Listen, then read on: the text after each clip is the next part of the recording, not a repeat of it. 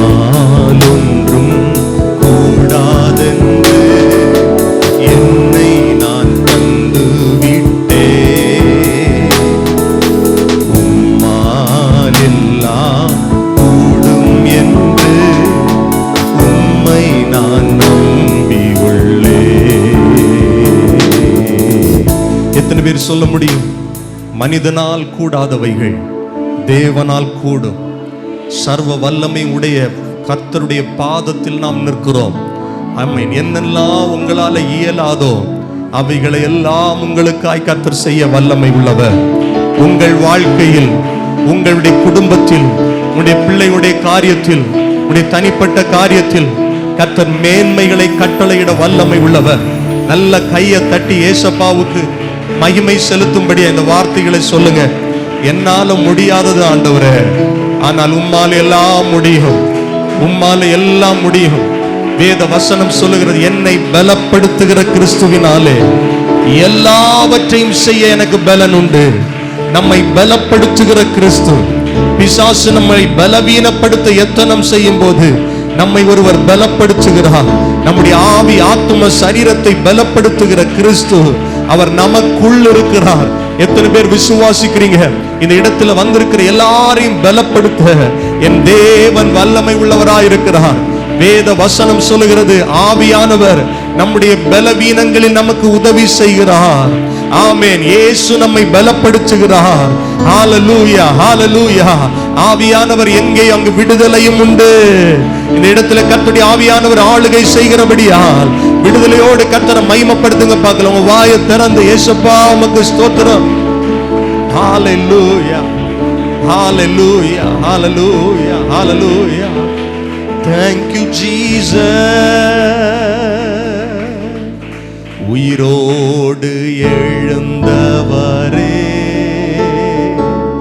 உம்மை ஆராதனை செய்கிறோம். ஜீவனின் அதிபதியே, ஜீவனின் அதிபதியே, உம்மை ஆராதனை செய்கிறோம். உயிரோடு எழுந்தவரே, உயிரோடு எழுந்தவரே, உம்மை ஆராதனை செய்கிறோம். ஜீவனின் அதிபதியே, ஜீவனின் அதிபதியே, உம்மை யார். இப்ப சபையார் எல்லாரும் ஒரே மனதாய் இரண்டு கரங்களை உயர்த்தி சேர்ந்தே அல்லேலூயா, ஓசனா, ஓசனா, அல்லேலூயா, ஓசனா, அல்லேலூயா, ஓசனா, ஓசனா, அல்லே. எல்லாரும் இணைந்து கரங்களை உயர்த்தி அசைத்தே அல்லேலூயா. உயிரோடு எழுந்த தேவன்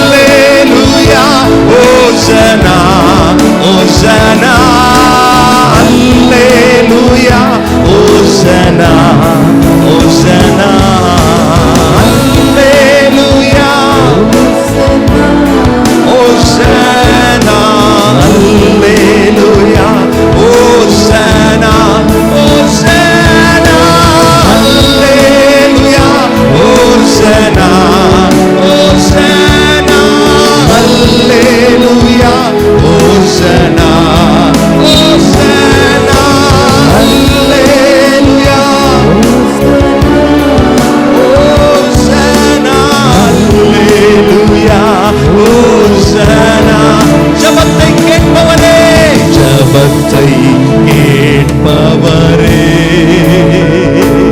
உம்மை ஆராதனை செய்கிறோம். ஜெயத்தை தருபவரே, ஜெயத்தை தருபவரே, உம்மை ஆராதனை செய்கிறோம். ஜபத்தை கேட்பவரே, உம்மை ஆராதனை செய்கிறோம். ஜெயத்தை தருபவரே, ஜெயத்தை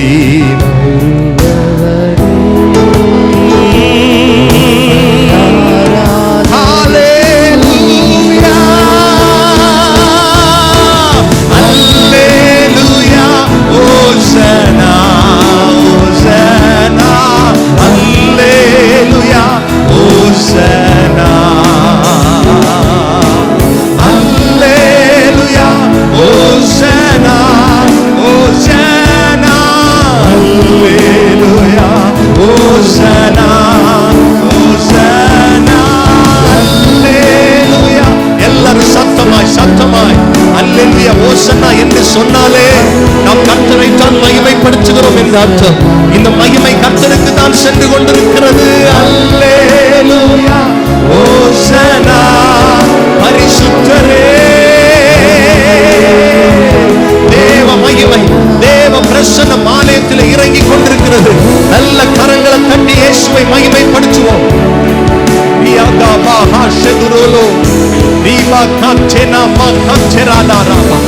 விடுதலை, விடுதலை, விடுதலை, விடுதலை. ஆமென். கர்த்தருடைய நாமத்தை பிரஸ்தாபப்படுத்துகிற எந்த ஸ்தானத்திலும் கர்த்தர் வந்து ஆசீர்வதிக்கிறவர். பெரிய பர்வதமே நீ எம்மாத்திரம். தேவனை ஆராதிக்கிற தேவ பிள்ளைகளுக்கு முன்பாக நீ சமபூமியாவாய். நீங்கள் ஆராதிக்கும் போதே உங்களுக்கு எதிராக எழும்பி நிற்கிற எல்லா பர்வதங்களும் சமபூமியாகிறது. Yes yes yes yes. நல்ல வாயை திறந்து கையை தட்டி விடுதலையோடு ஆராதிங்க பார்க்கலாம். விடுதலையோடு கர்த்தரை மகிமைப்படுத்துங்க. விடுதலையோடு கர்த்தர் மகிமைப்படுத்துங்க. இந்த உபவாச நாளிலே கர்த்தர் தருகிற விடுதலையை பெற்றுக் கொள்ளுங்கள். தேங்க்யூ அப்பா, தேங்க்யூ அப்பா. உம்மை நாங்கள் மகிமைப்படுத்துகிறோம், உம்மை நாங்கள் மகிமைப்படுத்துகிறோம். ஹல்லேலூயா. ஆண்டவரே, நாங்கள் ஜெபிக்க வேண்டியவைகளை எங்களுக்கு ஞாபகப்படுத்தும். நாங்கள் எதற்காக ஜெபிக்க வேண்டும், எப்படி ஜெபிக்க வேண்டும் என்று எங்களுக்கு சொல்லி தாரும் ஆண்டவரே. அப்பா, உம்முடைய மகிமை பிரசன்னத்தினால் எங்களை நடத்தும் ஆண்டவரே. இந்த நாள் வீணாக அல்ல, உங்க சமூகத்தில் ஒரு முகாந்திரத்தோடு கூடி வந்திருக்கிறோம் ஆண்டவரே. எங்கள் நடுவில் உம்முடைய ஆளுகை வெளிப்படுத்துங்க. உம்முடைய 2 கரங்களை உயர்த்தி சொல்லுங்க, என் ஆவி, ஆத்துமா, சரீரத்தை உம்முடைய கரங்களை ஒப்பு கொடுக்கிறேன் ஆண்டவரே. வேறு சிந்தைகளுக்கு நான் இடம் கொடுக்காமல் என்னை பாதுகாத்துக் கொள்ளும். ஒரே மனதாய் ஜெபிக்கிற கிருபைகளை தாரும். இயேசுவின் நாமத்தில் ஜெபிக்கிறோம் நல்ல பிதாவே. 1 பேதுரு 5வது அதிகாரம் 8வது வசனத்தை ஒருவர் வாசிக்க கேட்போம். 1 பேதுரு 5வது அதிகாரம் 8வது வசனம். தெளிந்த புத்தி உள்ளவர்களாயிருங்கள், விழித்திருங்கள், ஏனெனில் உங்கள் எதிராளியான பிசாசானவன் கர்ச்சிக்கிற சிங்கத்தை போல எவனை விழுங்கலாமோவென்று வகை தேடி சுற்றி திரிகிறான். எனக்கு அன்பான ஆண்டுடைய பிள்ளைகளே, தேசம் எங்கும் உலகம் எங்கும் சத்துருடைய கிரியைகள் கட்டவிழ்க்கப்பட்டு கொண்டிருக்கிறது. குறிப்பாக தேவனுடைய பிள்ளைகளுக்கு எதிராக, தேவனை ஆராதிக்கிற தேவனுடைய ஜனங்களுக்கு எதிராக சத்துருடைய வல்லமைகள் இன்றைக்கு பெரிதாக செயல்பட்டு கொண்டிருக்கிறது. நான் உங்களை பயமுறுத்த இந்த வார்த்தைகளை பேசவில்லை. ஆனால் தேவனுடைய பிள்ளைகள் நன்கு அறிய வேண்டும். ஜெபிக்கிறதுக்கு முன்னால நம்முடைய எதிரி யார் என்பதை நீங்கள் தெளிவாய் புரிந்து கொள்ள வேண்டும். இந்த நாம் வாழுகிற காலத்திலே நாம் ஒவ்வொருவரும் ஆவியிலே விழிப்புள்ளவர்களாக இருக்க வேண்டும். எனக்கு அன்பான ஆணுடைய பிள்ளைகளே, நாம் எல்லாரும் ஆவிக்குரியவர்கள், தேவ ஆவியினால் நிரப்பப்பட்டிருக்கிறவர்கள். அப்போ ஆண்டவரை ஆராதிக்கிற தேவனுடைய பிள்ளைகளுக்கு இந்த பூமியிலே வாழும்போது ஒரு போராட்டம் இருக்கிறது. அது மாம்சத்துக்கு ஏதுவான போராட்டம் அல்ல, மனிதர்களோடு போராட்டம் அல்ல, உலகத்தோடு போராட்டம் அல்ல, ஆவியின் மண்டலங்களில் நமக்கு ஒரு போராட்டம் இருக்கிறது. நல்லா நீங்க கவனிக்கணும். ஆமே, நான் ஆராதனைக்கு வந்ததுக்கு பிறகுதான் ஜெபத்திற்கு வர தொடங்கினதற்கு பிறகுதான், ரட்சிக்கப்பட்ட பிறகுதான் எனக்கு போராட்டம் அதிகமாக இருக்கிறது என்று இங்கே நிறைய பேர் நீங்கள் சொல்லுவதை நான் கேட்டிருக்கிறேன். நீங்கள் நல்லா புரிந்து கொள்ளுங்க, கிறிஸ்தவ வாழ்க்கை போராட்டம் நிறைந்ததுதான் என்பதை நீங்கள் மறந்தே போகக்கூடாது. நீங்கள் உங்கள் வாழ்க்கையில் சில போராட்டங்களை நீங்கள் அனுபவிக்கிறீங்கன்னா நீங்கள் சரியான கிறிஸ்தவ வாழ்க்கை செய்து கொண்டிருக்கிறீர்கள் என்று அர்த்தம். கவனிங்கள், நம்முடைய எதிராளியாகிய பிசாசு ஆதி முதலே மனிதனுடைய எதிராளி பிசாசு தான் என்பதை நீங்கள் தெளிவாய் புரிந்து கொள்ள வேண்டும். மனிதனை தேவனோடு பிரிக்கிற தந்திரமான காரியத்தை செய்தது பிசாசு தான். நம் கண் பார்க்கிற மனிதர்கள் நமக்கு எதிராளி அல்ல. அதனால ஜெபத்தில் நாம் ஜெபிக்கும் போது நம்முடைய எதிராளியை எதிர்த்து நாம் ஜெபம் பண்ண வேண்டும். வேத வசனம் நமக்கு சொல்லுகிறது, தேவனுக்கு கீழ்ப்படியுங்கள், பிசாசுக்கு எப்படி நில்லுங்க? எதிர்த்து நில்லுங்க. இன்னைக்கு நிறைய பேர் அப்படியே நேர் எதிர்மறையா செய்கிறார்கள். ஆண்டவருக்கு எதிர்த்து நிற்கிறது, பிசாசுக்கு கீழ்ப்படுகிறது. ஆண்டவருக்கு எதிர்த்து நின்றா ஒரு மனுஷனாலையும் வாழவே முடியாது. கர்த்தர் நம்மை நேசிக்கிறார், நம்மிடத்தில் அன்பு கூறுகிறார், அவர் சர்வ வல்லமை உள்ள தேவன். பிசாசுக்கு எதிர்த்து நிற்க தேவன் நமக்கு கற்றுக் கொடுக்கிறார். தேவனுக்கு கீழ்ப்படுகிற அநேக காரியங்களை வேத வசனத்தின் மூலமாக ஆண்டவர் அனுதினமும் நம்மோடு பேசுகிறார். நீங்கள் தனிப்பட்ட விதத்தில் வேதத்தை படிக்கும்போது, தேவ சமூகத்தில் சபையில் ஆராதனையில் கூடி வரும்போது, ஜபங்களுக்கு கூடி வரும்போது கர்த்தர் காரியங்களை வெளிப்படுத்தி எப்படி நாம் வாழ வேண்டும், எப்படி தேவனுக்கு கீழ்ப்படிய வேண்டும் என்று அநேக காரியங்களை கற்றுக் கொடுக்கிறார். அதுபோல ஜபத்தில் நாம் ஜபம் செய்யும் போது நமக்கு எப்போவுமே ஞாபகம் இருக்கணும், எனக்கு விரோதி பிசாசு தான் அப்படின்னு சொல்லணும். சிலரெல்லாம் ஜெபிக்கிறத நான் கேள்விப்பட்டிருக்கிறேன். இந்த மனிதனை, அந்த மனிதனை, அவரை இவரை ஆண்டவரே அடிச்சிருங்க, போட்டு தள்ளிடுங்க, அப்படியெல்லாம் ஜெபிக்கிறத நான் கேள்விப்பட்டிருக்கிறேன், சொல்லி கேள்விப்பட்டிருக்கிறேன். அப்படி அல்ல. நாம் ஜெபிக்கும் போது நம்முடைய எதிரி யார் என்பதை தெரிந்து, ஆண்டவரே மறைவிடத்தில் தாக்குகிற, மறைவிடத்தில் எனக்காக பதிவிருக்கிற, என்னுடைய கண்களுக்கு மறைவாக எனக்கு கண்ணி வைக்கிற அந்த பொல்லாத ஆவியை நான் எதிர்த்து நிற்கிறேன் என்று சொல்லி நாம் கடிந்து கொண்டு ஜெபம் பண்ண வேண்டும். ஆமென். வேதம் சொல்லுகிறது, பலவானை நீங்கள் முந்தி கட்ட வேண்டும். ஒரு வேலை செய்கிறீங்களா, ஒரு தொழில் செய்கிறீங்களா, ஒரு குடும்பத்துக்காக ஒரு புதிய முயற்சி எடுக்கிறீங்களா, அப்போ முதலாவது நீங்க ஒரு திட்டம் போடுறதுக்கு முன்னால பிசாசு உங்களுக்கு எதிராக ஒரு திட்டம் போடுவான். அப்போ அதற்கு எதிர்த்து நாம ஜெபிக்க வேண்டும். பலவானை முந்தி கட்ட வேண்டும். அது ஒரு ஊழியமானாலும் சரி, அது ஒரு உங்களுடைய குடும்ப காரியமாக இருந்தாலும் சரி, உங்களுடைய பிரயாணங்களாக இருந்தாலும் சரி, முந்தி பலவானை கட்டி ஜெபம் பண்ண வேண்டும். அதாவது அவனுடைய வல்லமையை கட்டி ஜெபம் பண்ண வேண்டும். பிசாசம் மொத்தமாக கட்டுறதுக்கு நமக்கு அதிகாரம் இல்லை. ஆனால் நம்முடைய எல்லைகளிலிருந்து பிசாசை துரத்துகிற வல்லமையை கர்த்தர் உங்களுக்கும் எனக்கும் தந்திருக்கிறார். ஏன்னா கர்த்தருடைய வசனம் சொல்லுகிறது, என் நாமத்தினாலே அவர்கள் என்ன பண்ணுவாங்க? பிசாசை துரத்துவார்கள். நீங்க சொல்லணும், என் வீட்டில் பிசாசு உனக்கு அதிகாரம் இல்லை, என் வாழ்க்கையில், என் தொழிலில், என் பிஸ்னஸில், என்னுடைய வேலை காரியத்தில், என்னுடைய பிரயாணத்தில் உனக்கு அதிகாரம் இல்லை. இயேசுவின் நாமத்தினால நான் உனக்கு எதிர்த்து நிற்கிறேன், நான் உன்னை துரத்துகிறேன் என்று சொல்ல வேண்டும். எபேசியர் 6வது அதிகாரம் 10-13 வசனம் வரையிலும் வாசிக்கும் போது கடைசியாக, என் சகோதரரே, கர்த்தரிலும் அவருடைய சத்துவத்தின் வல்லமையிலும் பலப்படுங்கள். அப்போ பிசாசை எதிர்க்கணும்னா நம்ம மாம்சத்தினால, நம்ம சுயத்தினால முடியாது.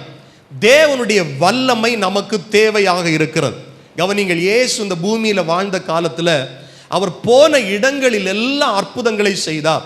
அதுல பிரதானமாய் அவர் செய்த ஒரு காரியம்னா, அவர் போன எல்லைகளில் இருந்த எல்லா பிசாசுகளையும் துரத்தினார். ஆமே, நாம் வாழ்கிற காலத்துல நம்முடைய எல்லைகளிலிருந்து நமக்கு எதிராக செயல்படுகிற பிசாசை துரத்துகிற வலிமையை கர்த்தர் நமக்கு தந்திருக்கிறார்.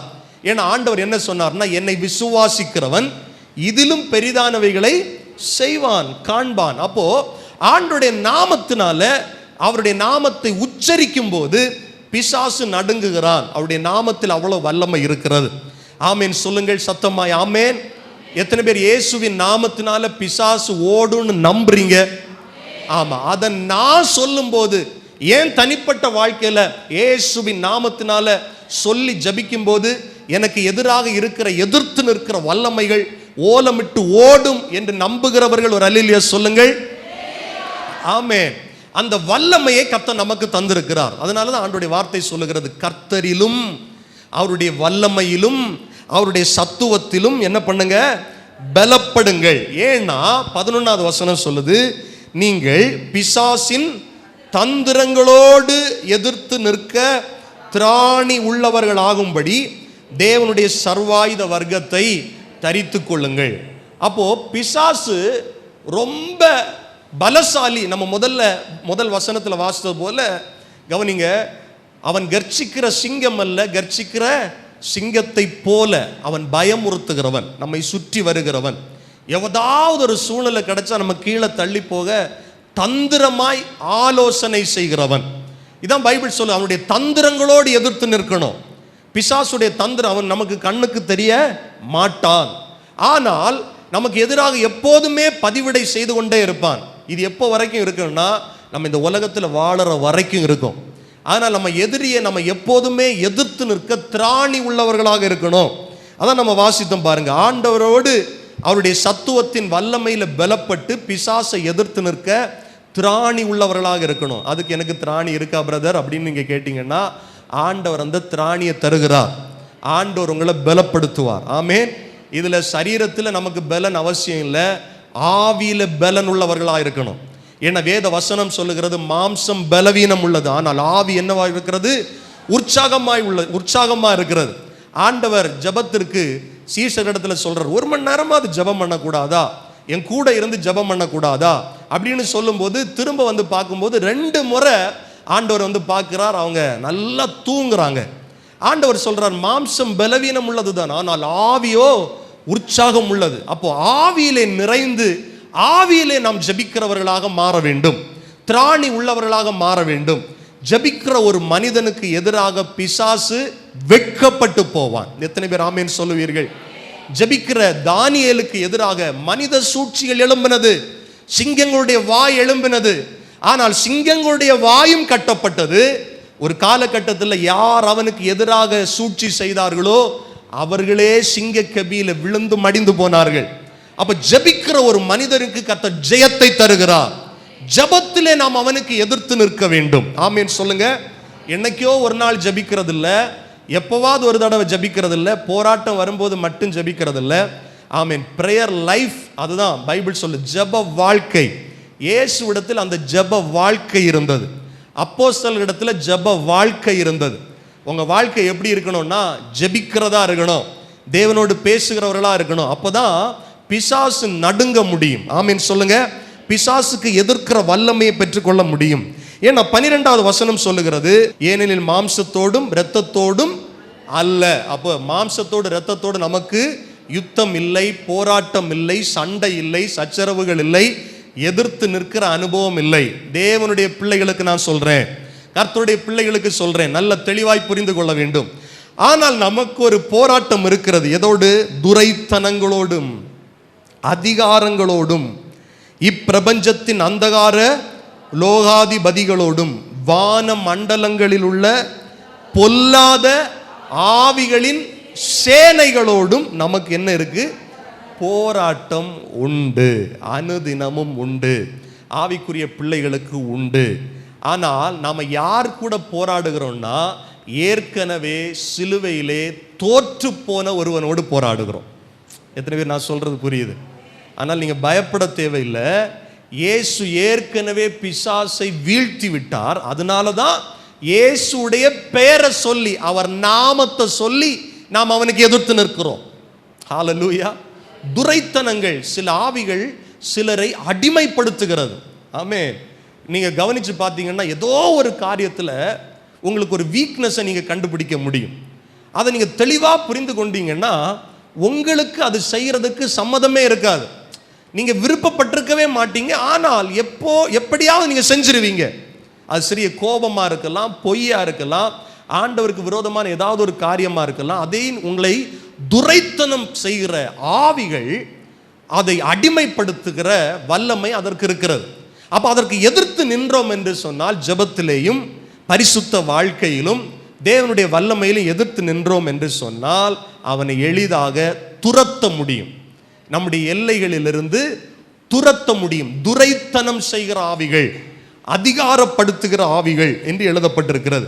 அதுபோல இப்பிரபஞ்சத்தின் அந்தகார லோகாதிபதிகள், ஆமென். இந்த உலகத்திலே அலைந்து திரிகிற சுற்றி திரிகிற லோகாதிபதிகள், நம்முடைய பிரதான எதிரி பிசாசு, அவனோடு கூட ஒரு பெரிய சேனை இருக்கிறது. ஏனென்றால் வேத வசனத்தை நாம் தெளிவாக வாசிக்கும் போது ஆண்டவருடைய வார்த்தை சொல்லுகிறது, அவனும் பிசாசும் அவனோடு கூட ஏராளமான தூதர்கள் கீழே விழ தள்ளப்பட்டார்கள்.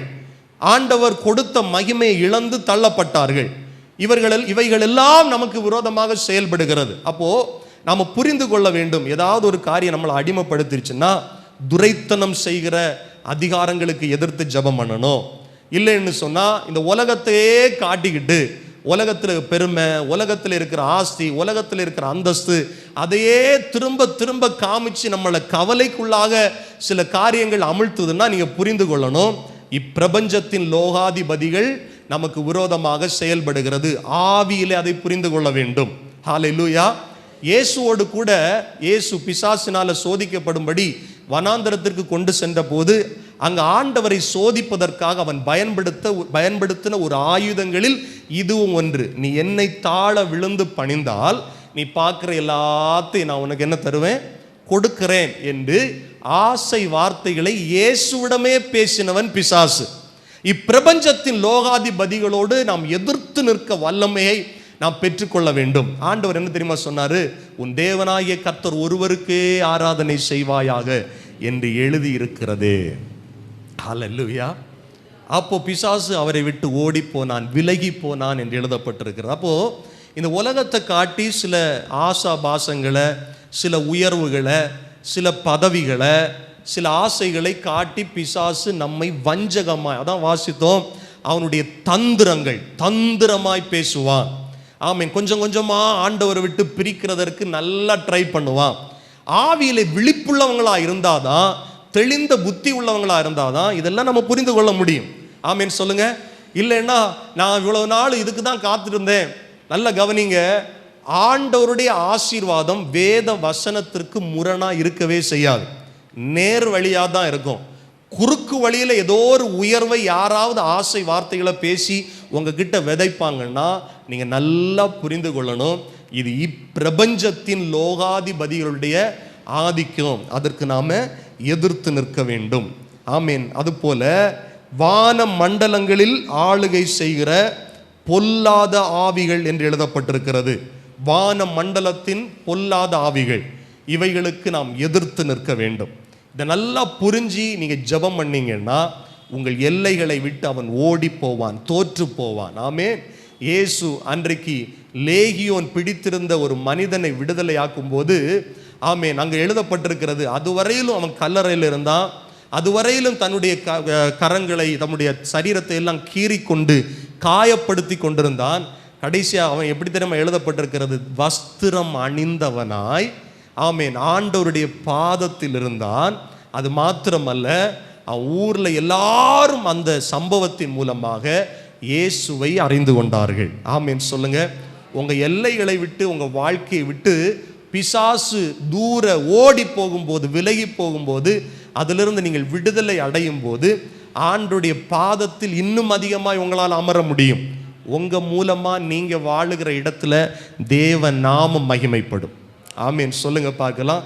அப்போ பிசாசுக்கு எதிர்த்து நிற்க வேண்டும். இதை சொல்லி தான் இன்னைக்கு நம்ம ஜபிக்க போகிறோம். நிறைய நேரத்தில் நம்ம கண்ணுக்கு தெரியறதில்ல. நம்மளால சில நேரத்தில் சொல்ல, நம்ம மாம்சத்தில் எவ்வளவோ போராடி பார்க்குறேன், எவ்வளவோ முயற்சி பண்ணி பார்க்குறேன், ஆனால் தோல்வி இருக்கு, என்னால் ஜெயிக்க முடியலை அப்படின்னா உங்களுக்கு விரோதமாக இருக்கிற பிசாசை எதிர்த்து நீங்கள் ஜெபம் பண்ணி பாருங்க, உங்கள் வாழ்க்கையில் கர்த்தர் அற்புதங்களை செய்ய முடியும். ஹல்லேலூயா. ஆமென். இன்னொரு காரியத்தை நான் சொல்லி உங்களை ஜெபத்தில் நடத்த விரும்புகிறேன். லூக்கா எழுதின சுவிசேஷம் 13வது அதிகாரம் 11வது வசனத்தை ஒருவர் வாசிப்போம். லூக்கா 13:11. அப்பொழுது 18 வருஷமாய், பார்த்தீங்களா, பலவீனப்படுத்துகிற ஒரு ஆவி, வாசிங்கம்மா, ஒரு ஸ்திரீ அங்கே இருந்தாள். பாருங்க, அவள் எவ்வளவேனும் நிமிர முடியாத கூனியாயிருந்தாள். இங்க ஒரு ஸ்திரியை குறித்து எழுதப்பட்டிருக்கிறது. 1 வருஷம் இல்லை, 2 வருஷம் இல்லை, 18 வருஷம் நிமிர முடியாத ஒரு கூனியை குறித்து இங்கே எழுதப்பட்டிருக்கிறது.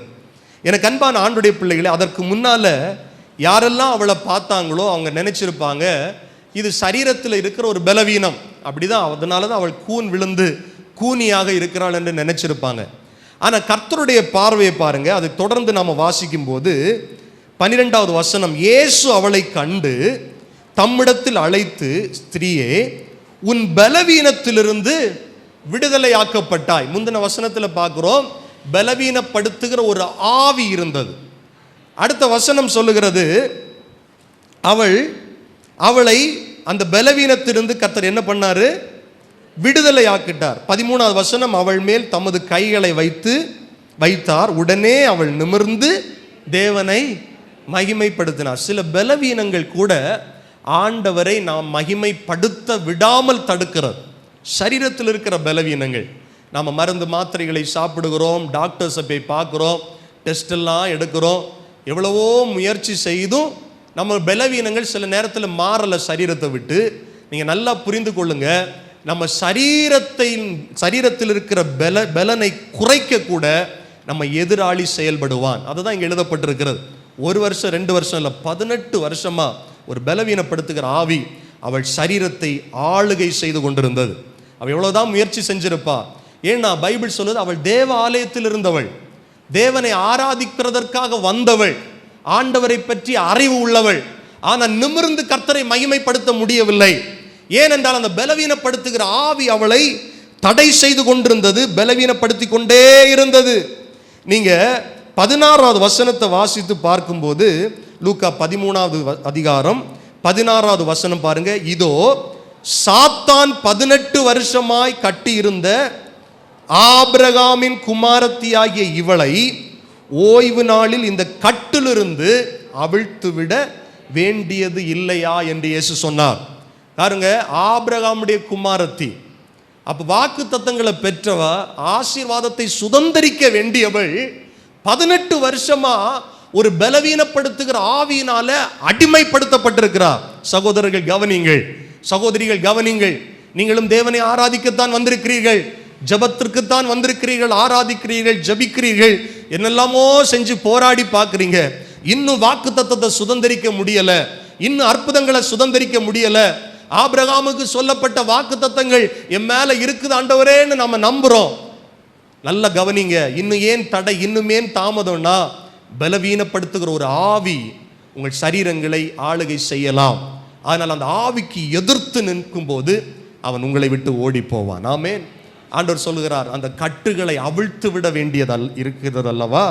ஆண்டவர் இந்த காலை வேளையில, பகல் வேளையில நம்மை பார்த்து சொல்லுகிறார், அநேகருடைய கட்டுகளை இந்த ஜப வேளையில கர்த்தர் உடைக்க விரும்புகிறார், கட்டுகளை அவிழ்த்து விட விரும்புகிறார். ஆமீன். கண்ணுக்கு தெரியாத கட்டுகள், திரும்ப திரும்ப சிலர் பார்த்தீங்கன்னா போயிட்டு திரும்ப அதே இடத்துல வந்துடுறாரு. கொஞ்சம் தூரம் போயிட்டு திரும்ப ஏதோ ஒன்று இழுக்குது, ஏதோ ஒன்று வச்சிருக்கு, ஏதோ ஒன்று என்ன முன்னேற விடாம தடுக்குது. நாம் இன்னைக்கு இந்த ஜப வேளையில பிசாசுக்கு எதிர்த்து நிற்க போகிறோம். எத்தனை பேர் விசுவாசிக்கிறீங்க? ஆண்டவர் நான் எதிர்பார்த்திருக்கிற நன்மைகளை இந்த ஜப வேளையில தர விரும்புகிறார். ஆமீன் சொல்லுங்கள்.